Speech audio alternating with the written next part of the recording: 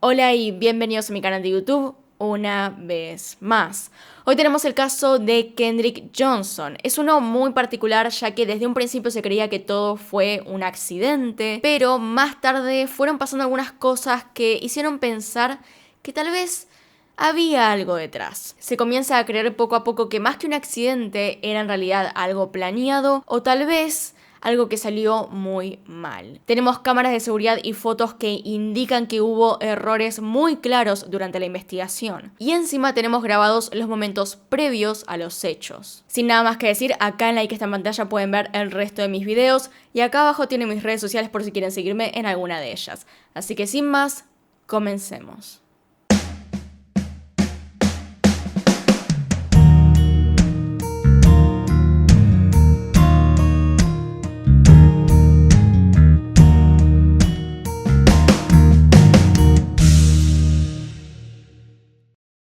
El joven que ven en pantalla era Kendrick Johnson, nacido el 10 de octubre de 1995. Al momento de los hechos tenía 17 años e iba a Lowndes High School en Valdosta, Georgia, Estados Unidos. Sus padres eran Jackie y Kenneth Johnson, quienes también fueron la cara pública del caso. Ante todo momento, ellos permanecieron frente a la prensa para aclarar todo lo que estaban haciendo y sus inquietudes. Lamentablemente se puede sentir el dolor en sus voces cuando hablan acerca de su hijo.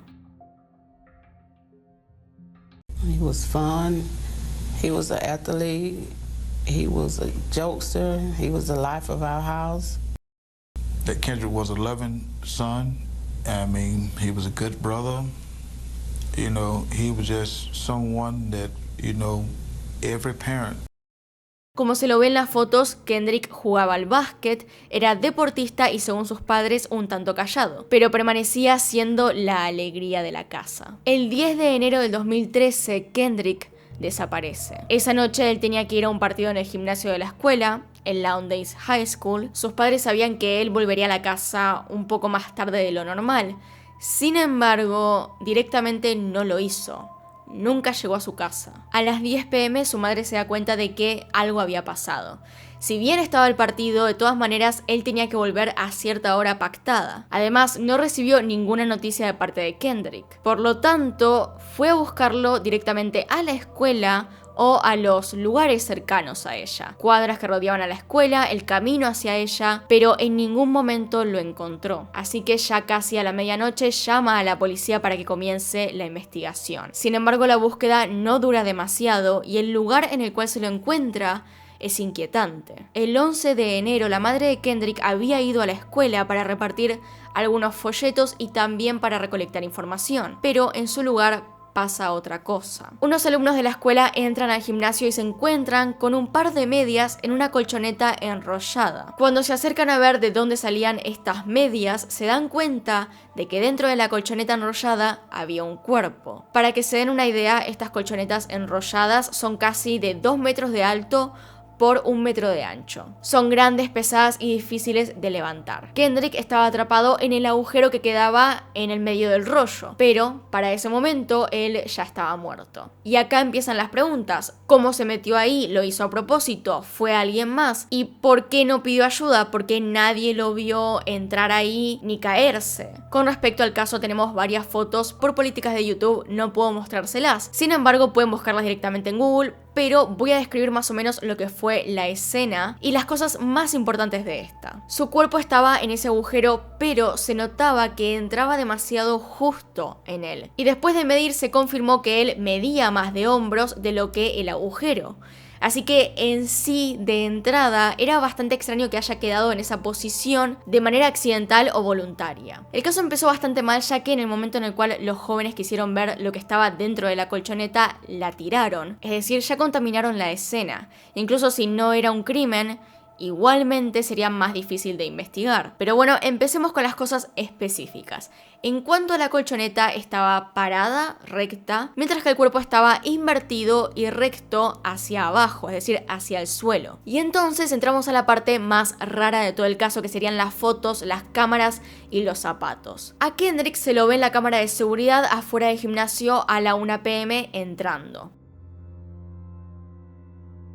Después se le puso ausente en todas las clases de la tarde, así que se puede decir que en ese momento fue cuando pasó algo. Lo que sea que haya pasado, pasó en ese tiempo. Se encontraron 2 pares de zapatos, uno dentro de la colchoneta y el otro separado. Por separado me refiero a que uno de los zapatos en el segundo par estaba dentro de la colchoneta y el otro zapato afuera. Con esa información más la autopsia, se llegó a la conclusión de que todo esto fue simplemente un accidente. Los estudios mostraban que Kendrick había muerto por sofocación y entonces se concluyó que él había caído dentro de la colchoneta intentando llegar a uno de los pares de zapatillas. Como dije antes, el agujero por el cual cayó Kendrick era bastante ajustado, al menos para su cuerpo. Y si bien esto es posible, es un poco extraño. Incluso la posición en la cual cayó resulta bastante fuera de lugar. Vamos a ponernos en contexto. Kendrick cayó mirando al suelo y con las manos pegadas al cuerpo. Supongamos que él intentaba agarrar los zapatos que estaban arriba de las colchonetas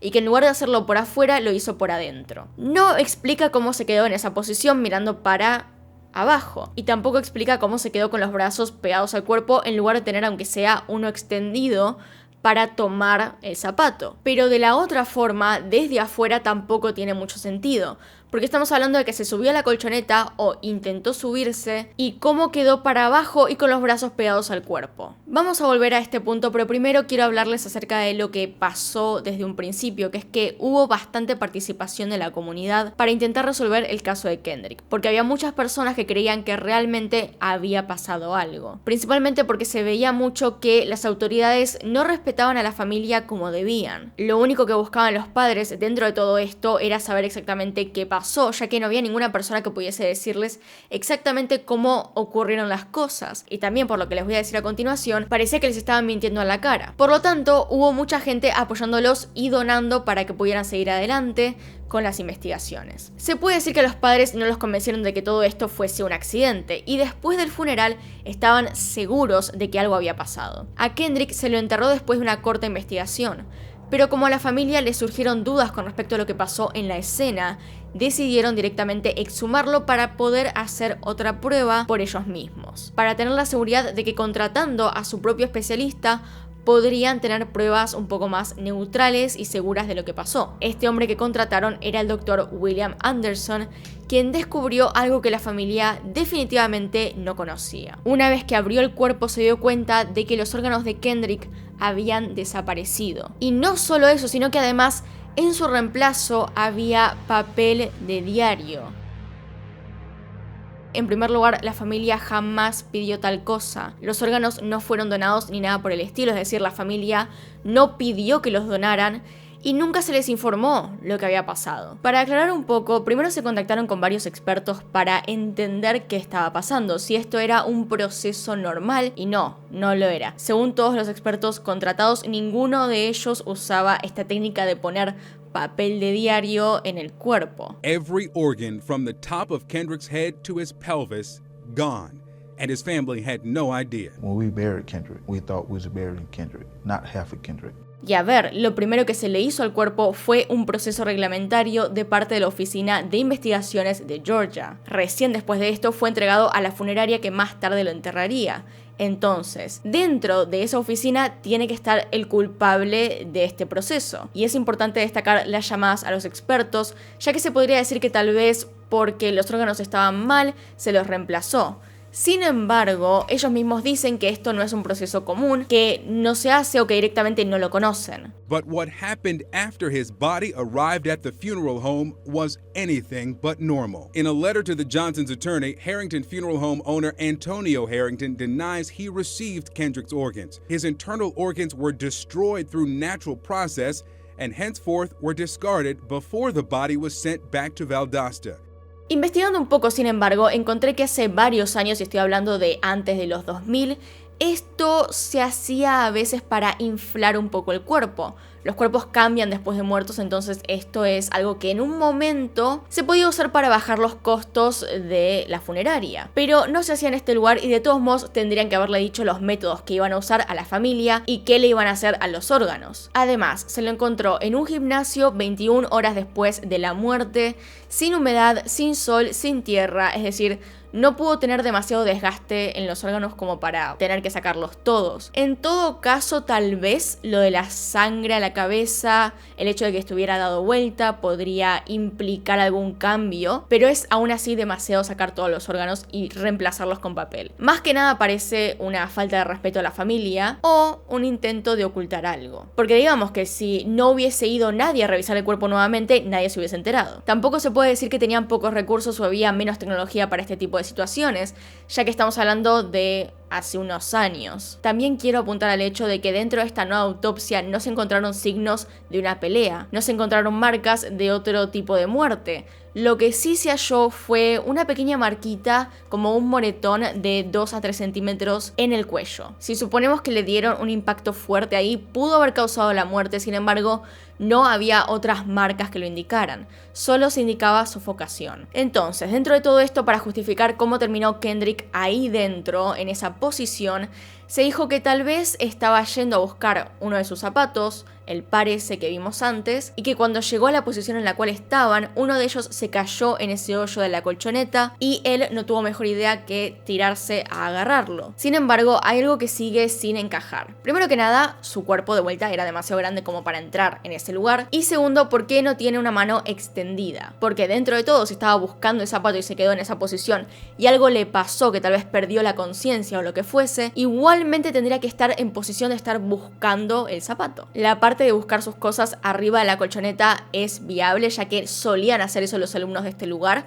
solían dejar las cosas en esas colchonetas, porque había varias, ya que en ese gimnasio se practicaba también lucha, entonces extendían todas las colchonetas. En cuestión de la evidencia se tomaron 700 fotos y un video de 15 minutos de cómo fue encontrado, el cual por obvias razones no puedo mostrarles, pero pueden encontrar en YouTube en los canales de noticias en los que salió. Una de las fotos más curiosas es la de este zapato. Puede ser clave, así como también puede significar absolutamente nada, cosa que probablemente nunca sepamos. Es un zapato deportivo con detalles naranjas muy llamativo, que además tiene manchas rojas. Lo curioso es que jamás fue llevado como evidencia.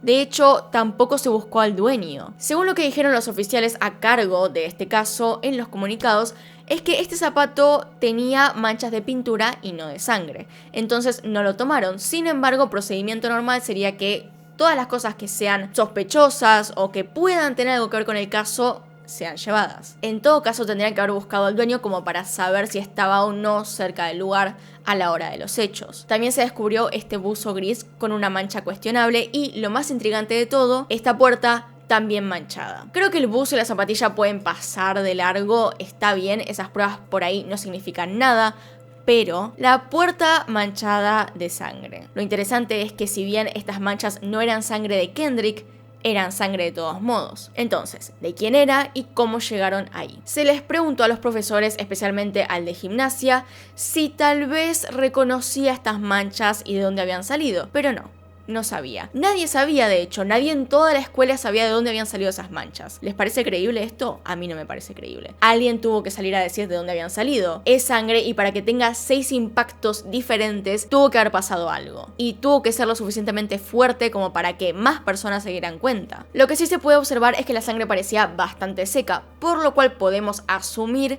que no pasó en el mismo momento que la muerte de Kendrick. Pero hay otra cosa fuera de lugar y es este zapato manchado de sangre. Lo curioso es que tiene sangre y tal vez tendrá unas manchitas acá y allá, pero en realidad, por cómo estaba, debería estar cubierto de sangre. Y no lo está, entonces lo que pudo haber pasado es que alguien lo dejase ahí. Por encima de todo eso, además, también hubo varias fallas en el proceso de investigación, pero particularmente la más ridícula de todas es la siguiente. Vean esta foto y díganme si perciben algo extraño. Para aquellos que sean nuevos en todo este proceso, estas personas que sacaron las fotos deberían tener protectores en los pies. ¿A qué me refiero? No puedes entrar a una escena y manchar todo con tu ADN, la tierra de los zapatos, etc. No se puede, está mal, ya que modifica todo el proceso de investigación. Desde este punto podemos decir que tal vez había un bajo interés en resolver este caso como si fuese un crimen. Y entonces pasamos a uno de los temas más importantes, las cámaras de seguridad. Se puede ver cómo Kendrick llega al gimnasio a través de una cámara de seguridad. Sin embargo, cuando llega a este, ya no se puede ver qué es lo que pasa. ¿Y por qué? Porque todas las cámaras, las 4 cámaras, se detuvieron a una hora muy similar. Esto es lo que pasó. La primera cámara para de grabar a las 12:04 p.m. y vuelve a la 1:09 de la tarde. La segunda para a las 11:05 a.m. y vuelve a la 1:15 p.m. La tercera para también a las 11:05 a.m. y vuelve a la 1:16 p.m. Mientras que la última de todas para a las 12:04, igual que la primera, para volver recién a la 1:09 p.m. ¿Pero por qué? Ahí se produce un espacio entre las 12 y la 1 de la tarde en la cual ocurren los hechos. Hay un video en particular del cual quiero hablar en el cual se lo ve a Kendrick estar en cámara en el gimnasio. Como pueden ver, él está entrando al gimnasio por el costado. Apenas él desaparece de la escena, la cámara se corta y aparecen otras personas en otro momento del día. Esto no puede ser simplemente coincidencia, ya es mucho. Pero además, vuelve a pasar y es como si Kendrick apagara las cámaras cuando pasa. Es que es ridículo. Miren esto.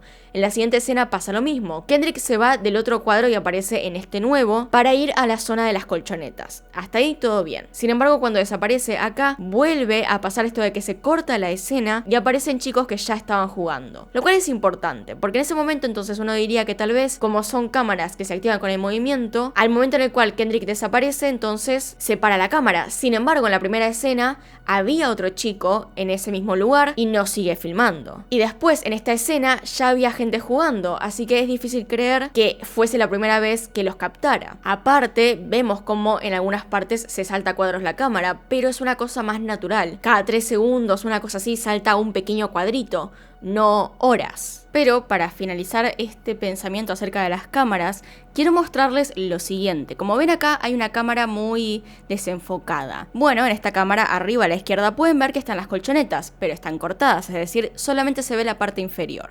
¿Y cuál es el problema con esto? Que en la parte superior supuestamente estaba ocurriendo lo de Kendrick. El único momento en el cual se puede ver más o menos lo que estaba pasando, o si siquiera Kendrick estaba ahí, en la única cámara que lo muestra está todo desenfocado. Ni siquiera se le puede preguntar a las personas que estaban ahí porque no se las puede ver, no se las puede reconocer, lo cual es absolutamente extraño. ¿Por qué ibas a tener como método de seguridad una cámara en la cual no se ve absolutamente nada? Para eso directamente no tener la cámara. ¿Pero por qué? ¿Por qué se detienen justo en el momento en el cual pasan los hechos? No tiene sentido. Más allá de eso, hay una leve explicación con respecto a lo que sucedió, pero no es convincente y además, de vuelta, mucha casualidad, demasiada casualidad. La primera teoría entonces que se forma a partir de esto es que entonces, en ese momento cuando las cámaras se cortan, es que tal vez si hay una persona involucrada, entró en ese momento al gimnasio, lo cual nos querría decir que hay un grupo de personas que lo están defendiendo y que están protegiendo todo lo que sucedió. Entonces veamos al posible culpable. Hay una persona de la cual algunos cuantos sospechan y es que un poco de sentido tiene. El chico en cuestión es Brandon Bell. Era deportista como Kendrick, pero su deporte eran las luchas, cosa que se practicaba en ese mismo gimnasio con las colchonetas. Su hermano, Brian Bell, era compañero de clases de Kendrick y era un año más joven que Brandon. Pero acá viene la parte interesante y es que el padre de estos dos era agente del FBI en el momento de los hechos. Los dos hermanos le hacían bullying a Kendrick, lo que quiere decir lo molestaban todo el tiempo y él ya se había quejado con su madre, la cual también se quejó con la gente de la escuela.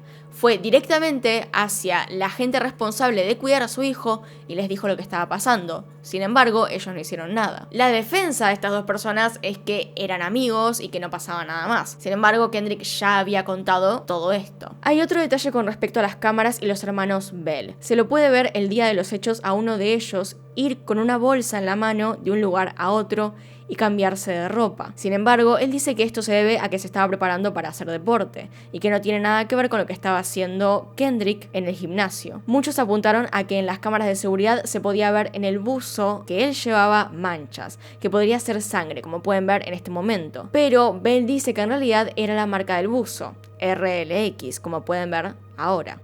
La familia de Kendrick Johnson entonces presentó una demanda por homicidio culposo contra la Junta de Educación del Condado de Lowndes, también contra el superintendente y el director de la escuela secundaria. La demanda alegaba lo siguiente, que Kendrick fue agredido violentamente, gravemente herido, sufrió un gran dolor físico, angustia mental y fue insultado y perdió la vida. Si bien la demanda no hablaba acerca de los dos sospechosos que había en ese momento, sí hablaba acerca de un posible motivo racista detrás del crimen. La demanda también alegaba que los acusados fueron negligentes y violaron el derecho constitucional de Kendrick a igual protección basado en la raza. Alegaba que los acusados habían ignorado completamente las advertencias y el acoso que Kendrick recibía en la escuela, y también que se ignoró el hecho de que Kendrick había sido atacado 14 meses antes de los hechos en un autobús. En esta misma demanda se aseguraba que otro estudiante tenía un historial de atacar y perseguir a Kendrick constantemente y que lo hacía incluso en presencia del cuerpo técnico y los empleados de la escuela. Con todo esto, los padres querían decir que la culpa en realidad había sido de la escuela y de aquellos que la dirigían por no saber monitorear eficientemente el comportamiento de los alumnos y así evitar todo lo que había pasado. Por otro lado, los padres del chico Bell tuvieron problemas con lo que se decía acerca de sus hijos. En agosto del 2014 se presentó una demanda de 5 millones contra la revista Ebony, luego de que esta publicara una serie de artículos que nombraban a 2 estudiantes como posibles sospechosos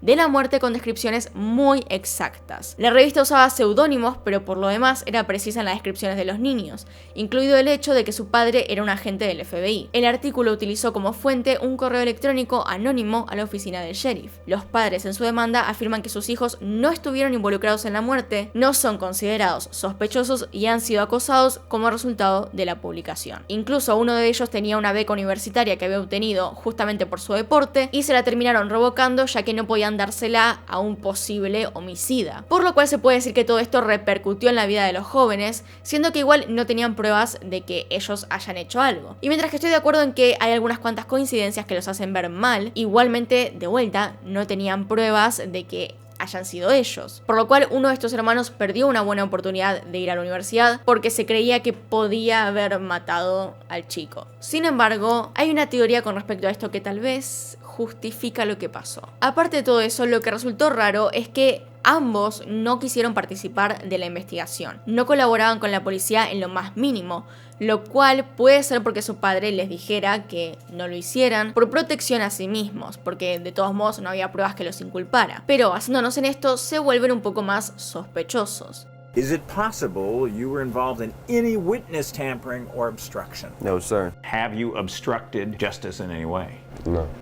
Nor me or my family had anything to do with his death.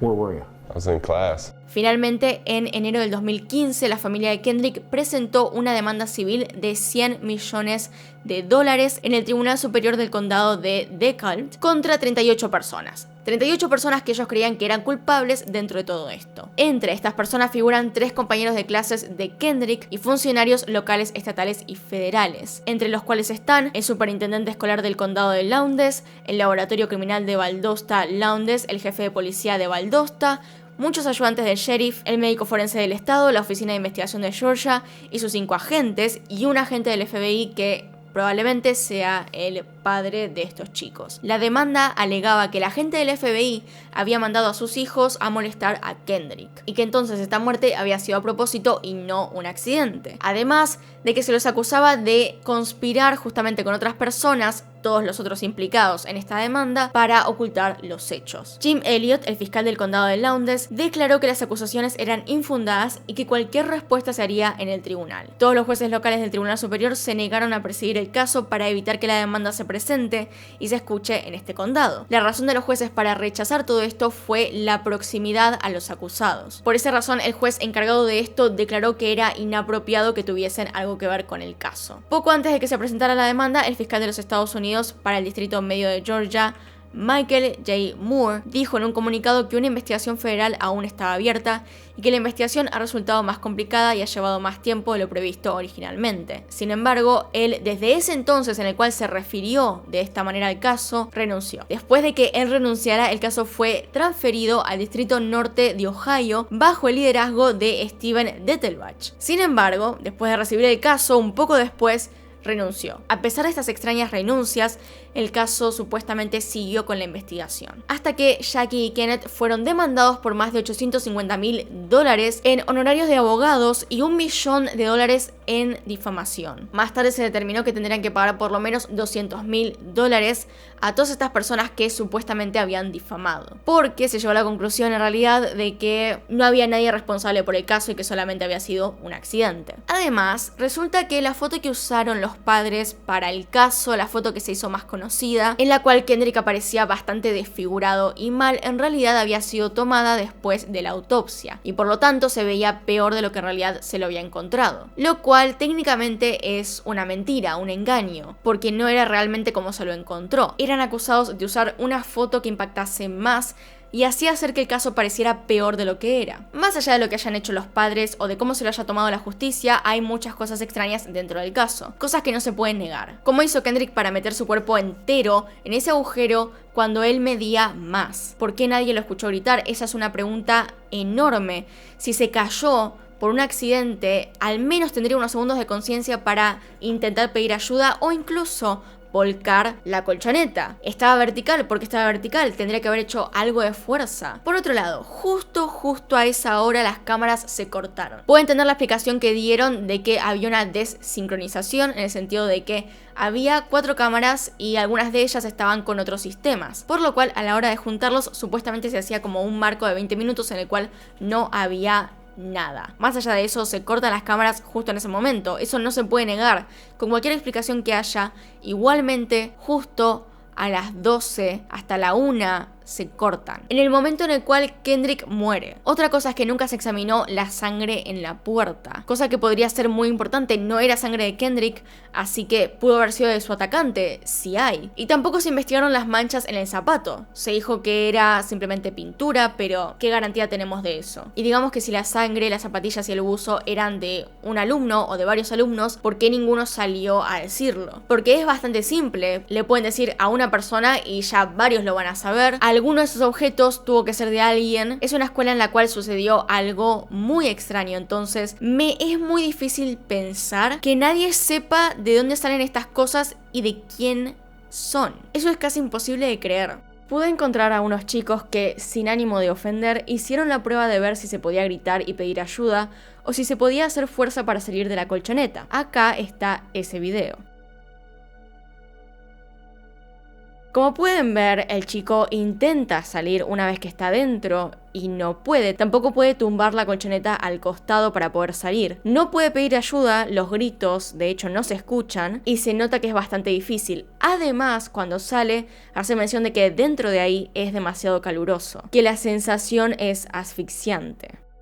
Pero entonces, dado todo esto, pasemos a las teorías. Hay 3 teorías diferentes. La primera es bastante simple y es la oficial, que sería que Kendrick simplemente murió porque estaba buscando su zapato y se cayó mal. Es decir, no hay nada más, no hay sospechosos, no importan las cámaras, no importa nada, simplemente fue un accidente y punto. Esa teoría no tiene demasiada explicación, así que pasemos a la siguiente. Los hermanos Bell. Puede ser que ellos lo hayan matado con o sin intención. A lo que me refiero es, tal vez su padre era racista, ellos también, y todo ese odio recayó en que lo tiraron ahí adentro. Tal vez hubo una pelea antes, tal vez ya estaba muerto, no se sabe, y lo escondieron ahí. Después su padre cubrió todas las huellas. El hecho de que sea agente de FBI puede ser que le dé varios recursos, sin embargo, no sé si le da los suficientes recursos como para engañar a todas las personas que trabajan en la escuela. Es decir, alguien tuvo que ver algo, alguien tiene que saber algo, no puede ser que una persona pueda hacer todo eso. O tal vez sí, por eso es simplemente una teoría. La tercera teoría tiene que ver con esto, pero más bien con que fue un accidente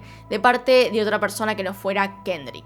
¿A qué me refiero con esto? A que tal vez él sí se cayó ahí dentro del agujero, pero fue provocado por otra persona, ya sea porque fue una broma o tal vez un accidente y lo dejó ahí. Esto puede ser, pero también es difícil de creer, ya que si fuera accidente legítimo, la persona en cuestión hubiese ayudado al joven a salir de ahí. Pero si fue una broma, entonces puede ser que simplemente lo haya dejado ahí como parte de la broma, o tal vez vio que se accidentó y decidió huir. A partir de eso, esta persona no podría simplemente salir al frente a decir que él lo hizo como una broma, porque entonces sería culpable de homicidio. Puede ser, pero lo más probable es que si fue una broma hayan sido los hermanos Bell, porque ¿quién más tendría todos los recursos para cubrir todo lo que pasó? No se puede evitar pensar que acá hay, aunque sea un poco de encubrimiento. Dentro de todo, la conclusión que podemos llegar es que no hay nada que decir. Oficialmente es un accidente, pero con todo esto que pasó resulta un tanto extraño dentro de un caso que solamente es un accidente. Es decir, hay demasiadas casualidades. Pero díganme, ¿qué creen ustedes que pasó? ¿Fue un accidente o creen que hay algo más? Tal vez sepan un poco más de información al respecto. Por favor, déjenla en los comentarios. Estamos todos abiertos a saber un poco más. Así que bueno, hasta acá llegamos. Acá están mis Patreons y los miembros del canal. Gracias a todos ustedes por apoyarme a través de estos medios. Si quieren saber más al respecto, abajo hay un link a Patreon. Y para saber acerca de los miembros del canal, pueden ir directamente al botón azul que aparece abajo para enterarse de la información que está directamente ahí. Pero sin más, acá terminamos. Así que bueno, acá tienen un video nuevo, acá tienen un video recomendado. Se pueden suscribir haciendo clic en mi cara y nos vemos en otro video. Adiós. Ay, no puedes estar tan dormida. No, no es posible. A ver.